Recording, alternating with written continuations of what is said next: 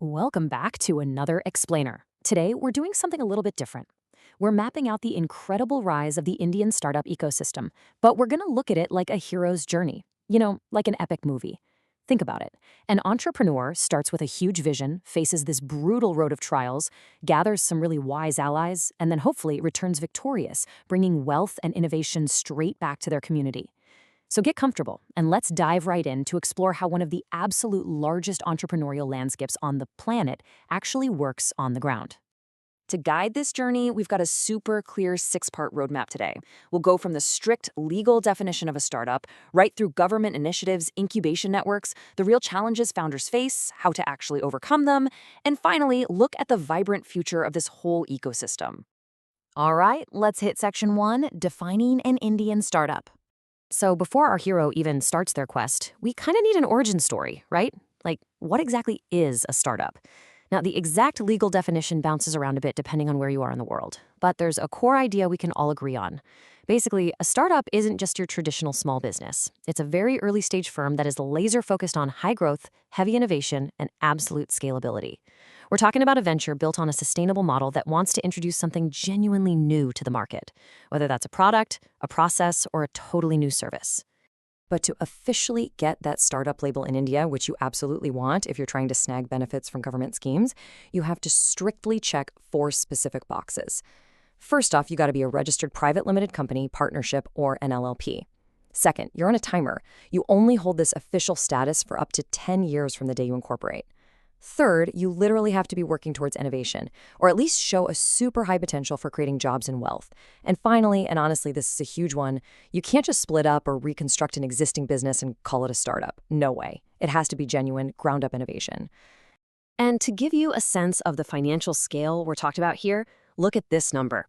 To keep that official startup status, your company's turnover for any financial year since day one cannot exceed 100 crore rupees. Honestly, once you cross that 100 crore threshold, you've essentially graduated. You aren't a startup anymore. You are a fully established enterprise. Okay, moving on to section 2, the Startup India Initiative. So, now that we know who our hero is, let's meet their first major ally. Enter the Startup India Initiative. This rolled out back on January 16th, 2016, and it was a massive, game-changing move. See, India has the largest youth population in the world, and this initiative was all about harnessing that energy to build a truly self-reliant country. And the best part?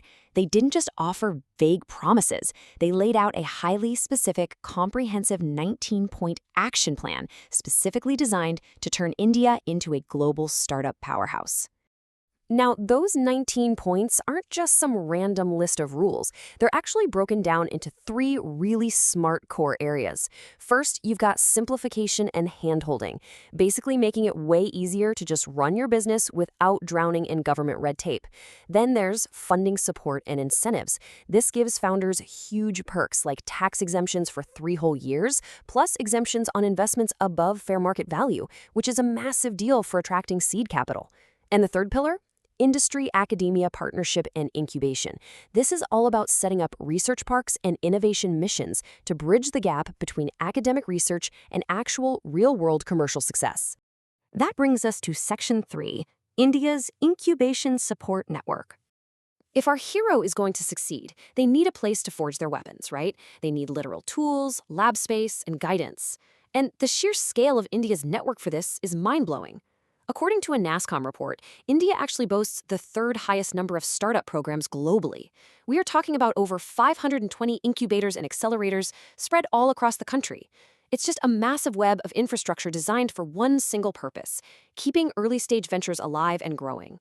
And you can generally group these incubators into 4 main categories. You've got government incubators, academic ones right on university campuses, corporate incubators, and fully independent ones. But no matter which category they fall into, they're all offering a very similar, absolutely vital toolkit. I'm talking about providing essential co-working spaces, critical networking links, help with tricky legal and accounting stuff, and of course, some much-needed mentoring. But here's the thing. Support in this ecosystem is definitely not one-size-fits-all. It can get incredibly specialized. Take BioNest, for example, which was launched by the Department of Biotechnology. Think about it. A biotech startup needs vastly different infrastructure than a couple of coders building a smartphone app. Biotech founders need huge wet labs and super expensive, highly precise instruments. By providing exactly that specialized environment, BioNest is actively scaling up bio-entrepreneurship in India. It just goes to show how the network really adapts to what founders actually need. Let's turn to Section 4, Real Challenges for Founders. Because, let's be real, every hero's journey has a road of trials. Out there on the ground, even with all this support, Indian founders are facing brutal, complex hurdles every single day, and these problems tend to cascade, step by step. Step 1 usually starts with capital. Money is the lifeblood of any business, right? But startups are seen as high risk, so banks are notoriously skeptical about handing out loans. A lot of founders have to bootstrap with their own savings, but when it's time to scale, that well dries up fast, which leads right into Step 2, ineffective marketing. When you're out of cash, marketing takes a huge hit. And because startups are usually selling something totally new, they have to build an audience entirely from scratch, which is incredibly hard. Finally, Step 3, a lack of mentorship. You could have the most brilliant products in the world, but if you don't have industry experience or someone to guide you, your company can just stall out. Execution is literally everything. Which brings us to Section 5, Measures to Support Startups. Thankfully, our heroes don't have to face the abyss alone. The ecosystem has actually deployed targeted measures to counter these exact day-to-day challenges. Take that lack of guidance we just talked about. A lot of founders are brilliant technically, but they just don't have the business connections. So what's the solution? The ecosystem steps in and directly connects these founders with experienced mentors.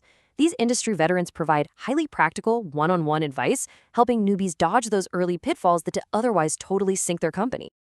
And what about expanding beyond local borders? Honestly, it's notoriously tough for a brand new company to take on established international competition. So to solve this, the Startup India initiative actively facilitates global tie-ups. By leveraging government-to-government or G2G partnerships, jumping into Gear National forums, and hosting major global events, they're essentially plugging the Indian ecosystem straight into the global stage. It makes it so much easier for a domestic startup to actually expand its footprint internationally.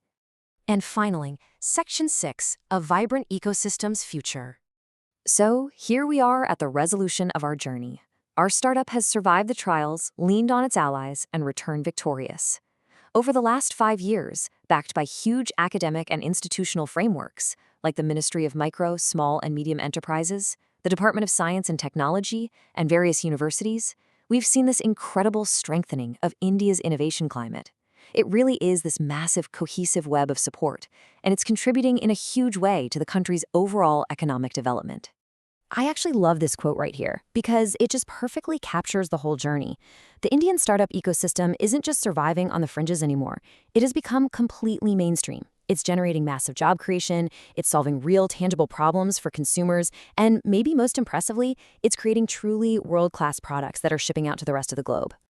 So as we wrap up this explainer on India's booming entrepreneurial landscape, I really want to leave you with a thought to chew on. We've seen this incredible support system just waiting for anyone brave enough to take the leap. We've looked at the entire roadmap. Literally, the only missing piece is the idea. So what problem will your startup solve for the world? Think about that for a bit. Keep learning, keep innovating, and we'll see you in the next explainer.